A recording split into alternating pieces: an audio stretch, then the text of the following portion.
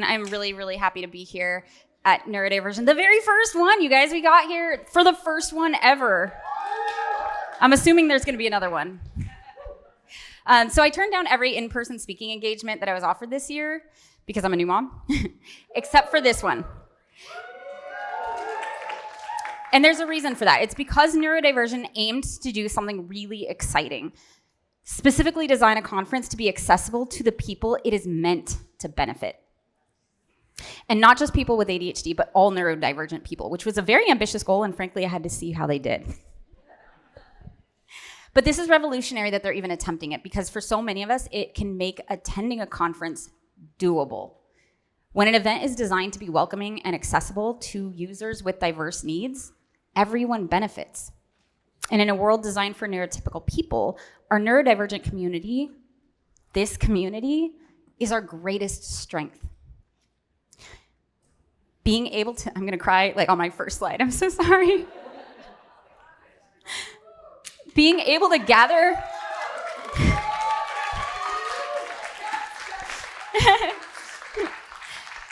being able to gather with this community in spaces that are accessible to us is not something I thought I would see.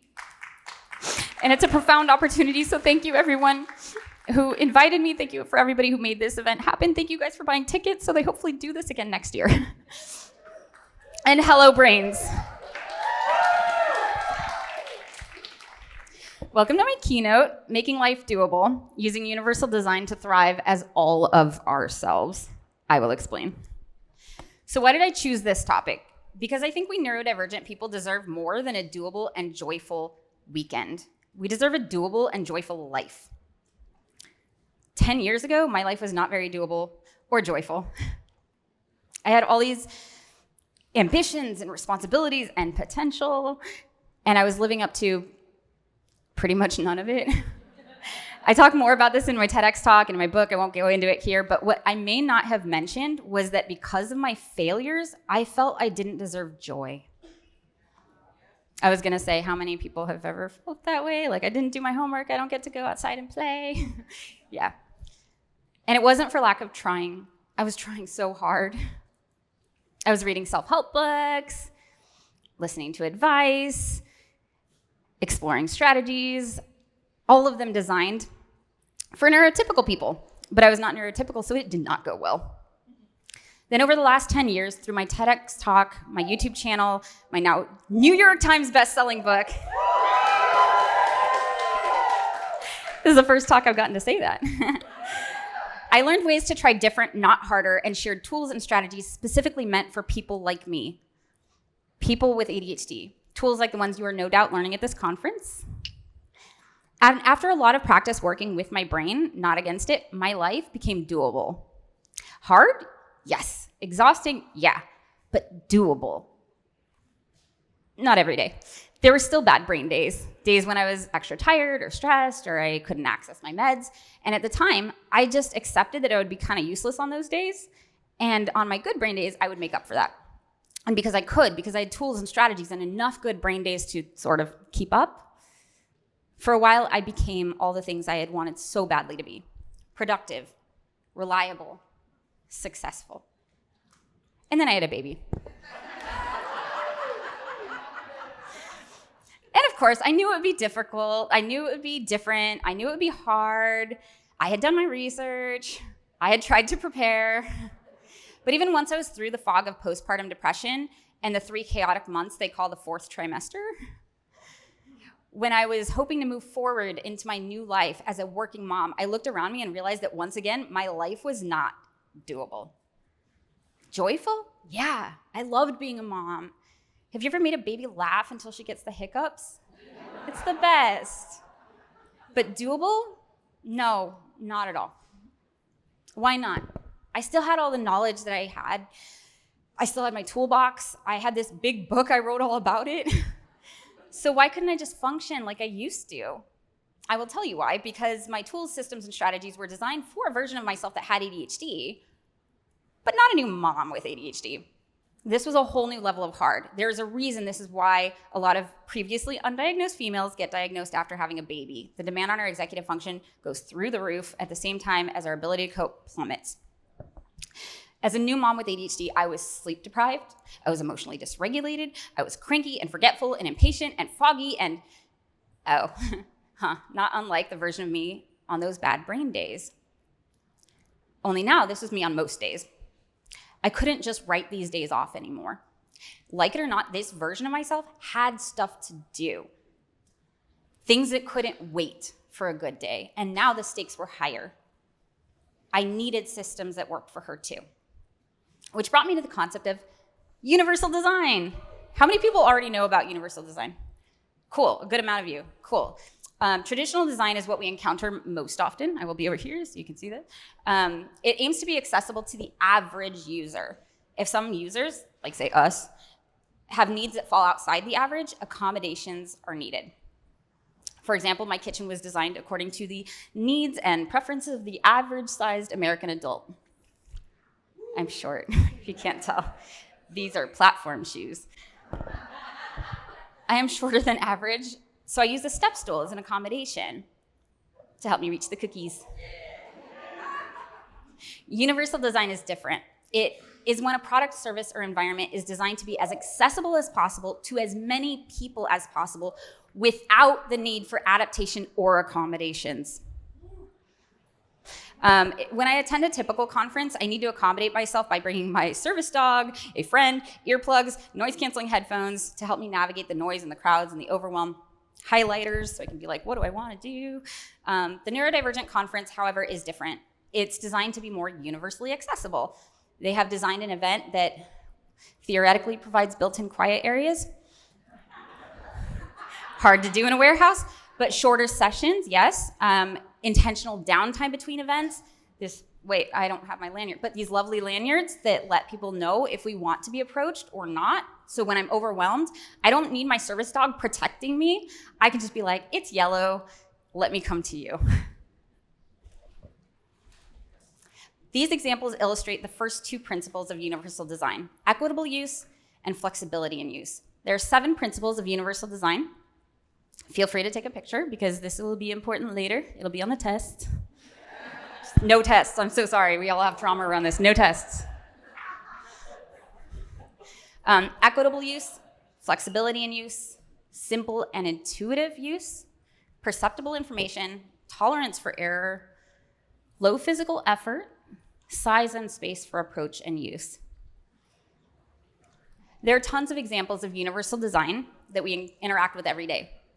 Take 0-step entries and automatic doors. They are used at almost every grocery store, big box retailer, and there's a reason for that.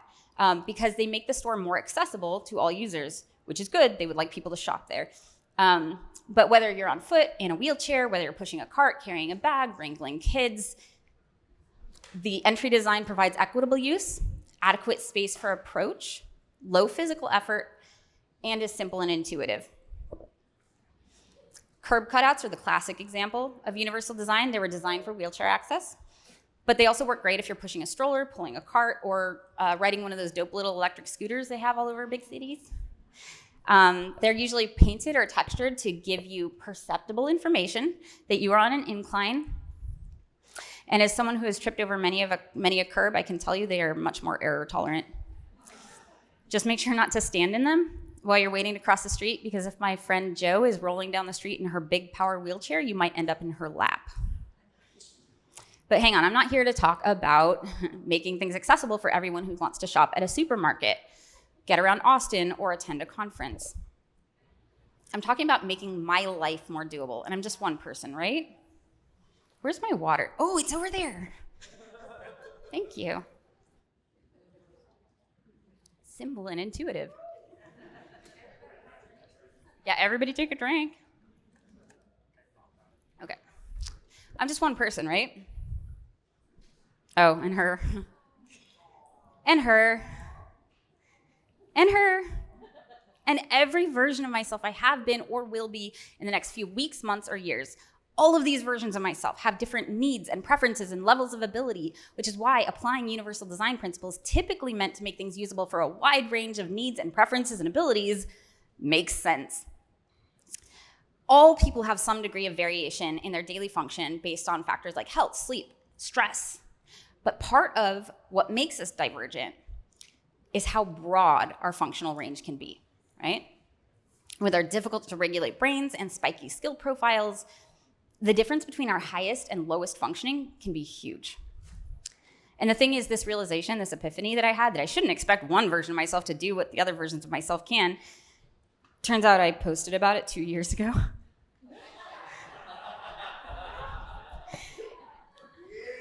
Anybody else have like epiphanies over and over and over, and you're like, wow, this is brilliant. Wait, what? Yeah. So ADHDers often feel like we should be able to do something because we've done it before, or their difficulty with focus or productivity isn't a real disability because sometimes we can do it just fine.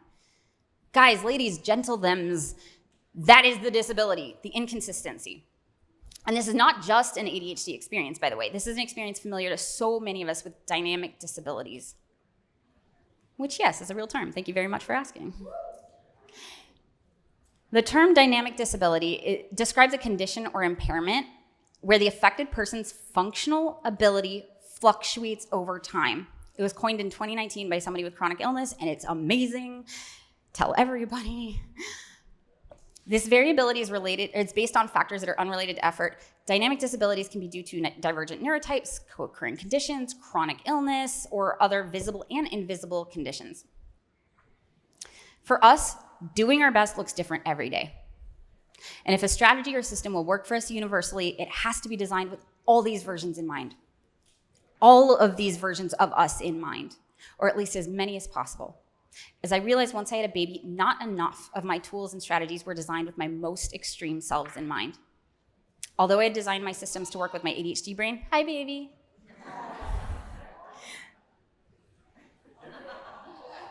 I wanted her to see what mama does.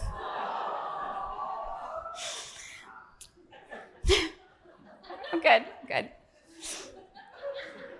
Although I had designed my systems to work with my ADHD brain, I was still designing how I organized and managed home, work, and personal tasks for the average user, me on an average brain day. Or let's be honest, me on the day I designed the system. Which, let's be real, if I'm creating a new system, probably a better than average brain day. Unfortunately, that energetic, motivated version of myself creating that system is not the only version of me that needs to use my systems. And it certainly isn't going to be the only version of me going forward. In fact, as a new mom in this last year, I've met a version of me I have never been before.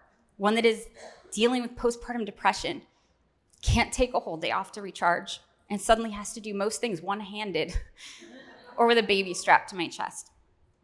If this new life is going to be doable for me, I have to design with every Jessica in mind, from the most functional to the least. What do I mean by least? Well, let's imagine our lives as a role-playing game. Fellow nerds, all right. In Dungeons & Dragons, when you try to do a thing, whether it's fighting orcs or charming maidens, you roll a 20-sided die, a d20, to see how you do. How high you have to roll depends on two things: your ability score, basically your skill level, and the difficulty level of the task, which is variable.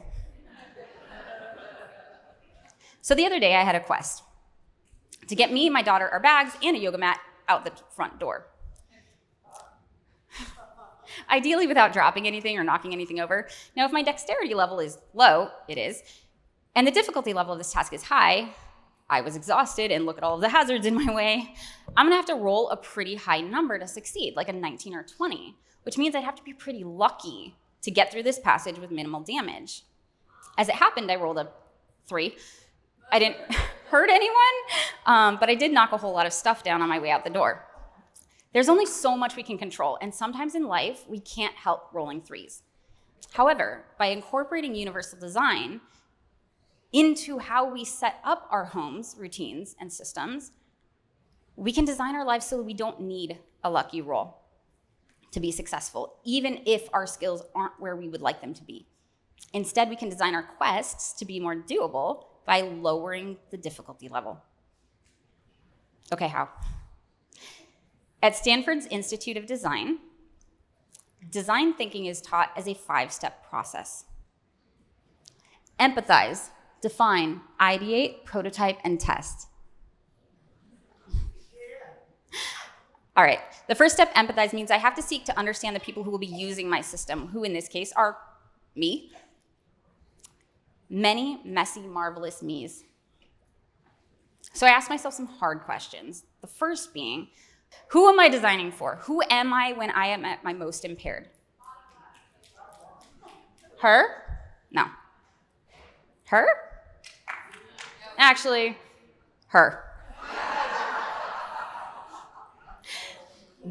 This can be an emotional process. The designers at Stanford emphasize that the empathy step should be free of judgment, but it can be really difficult to do that. It can be very difficult to face up to just how hard we struggle on our most impaired days.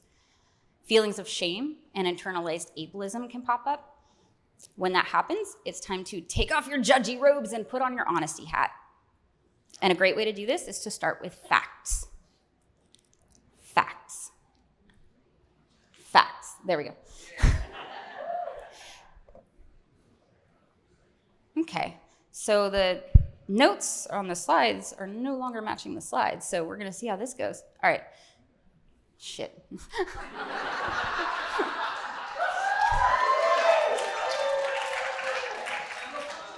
We'll see what happens here. All right. Oh, it's missing a slide. It's missing a slide is what's happening. Okay, well, pretend this is a slide that says facts. And in a list of things that are happening at my most impaired. At my most impaired, I am more likely to fumble, trip, or drop things. At my most impaired, I completely forget to check my calendar, so I miss appointments or I double book myself. At my most impaired, I apparently forget an entire slide. At my most impaired, I can't find something I just had. And I also have a migraine with aura, which means I also can't look for it. We can also look at our varying energy levels. At my most exhausted, I can't get up to feed myself. And we can look at when we're at our best. At my most creative, I can't get up to feed myself. See how this works? Universal design, all of ourselves. By beginning this process by connecting with my most extreme selves, I can more clearly state my design objective. Now we can have this slide. Here's mine. I want to be able to do a good job on a bad day. That's it. If I can say at the end of a bad brain day, I still did a good job at the things that mattered to me, good enough anyway, that would be huge. Life-changing, really.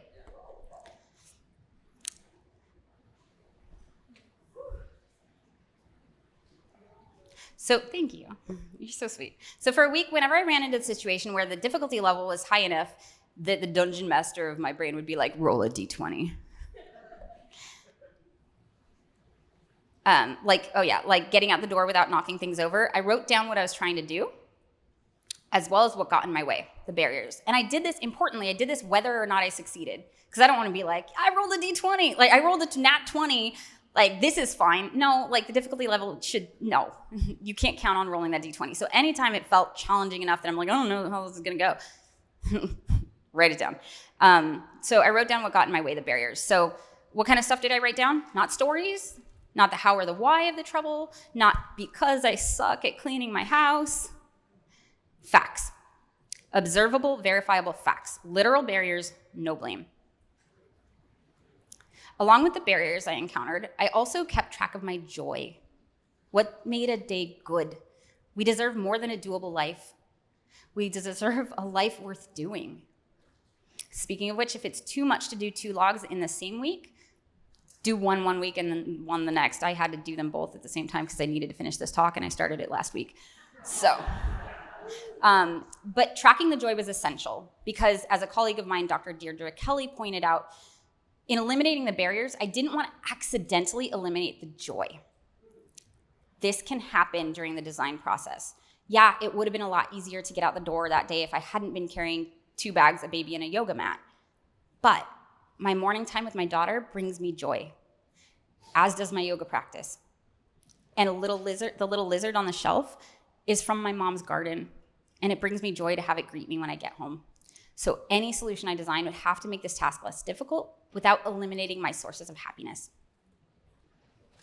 Once I kept a barrier log and a joy log for a week, I used them to identify patterns and set priorities. There's a reason you do it for a week before you try and come up with strategies, because that trying to get out the door with all the things, knocking things over, that happened once that week. You know what happened 17 times a day? I was thirsty. But I encountered barriers in getting myself a drink.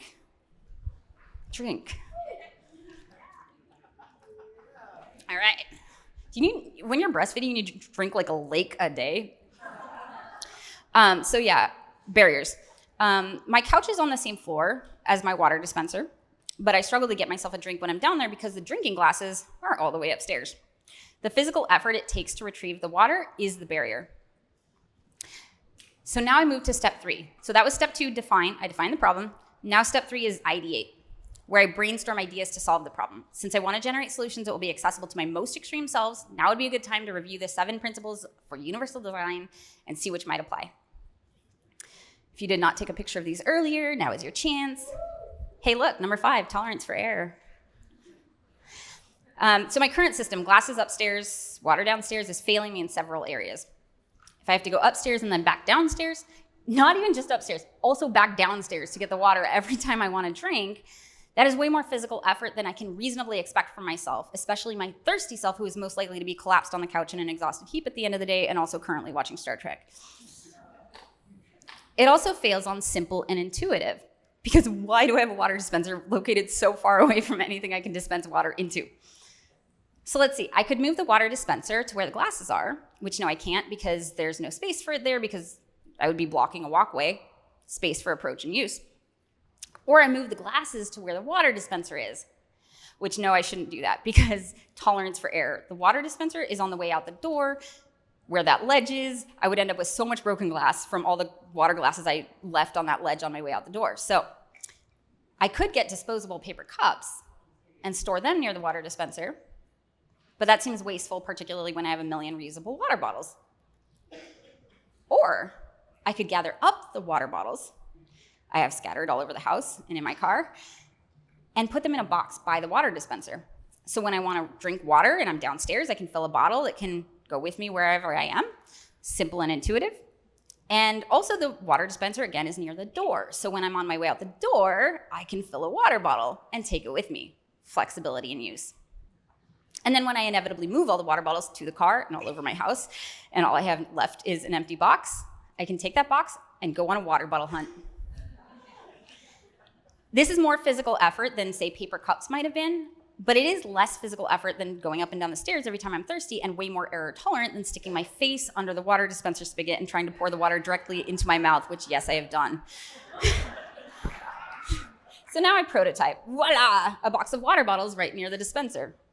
I put this together right before I left for this talk, so I'm just at the beginning of step 5, but I have high hopes. If it doesn't work, maybe I will try paper cups. Or I can go back to the ideation step and keep brainstorming. Or I can ask a friend who was like, why don't you do both? Why don't you have paper cups and the water bottles? So when you don't have water bottles, you can still take a drink, but you're not really wasting a lot, because I was like, right. That's actually really important. Designers do not work alone. They work with other people. Brainstorm with other people.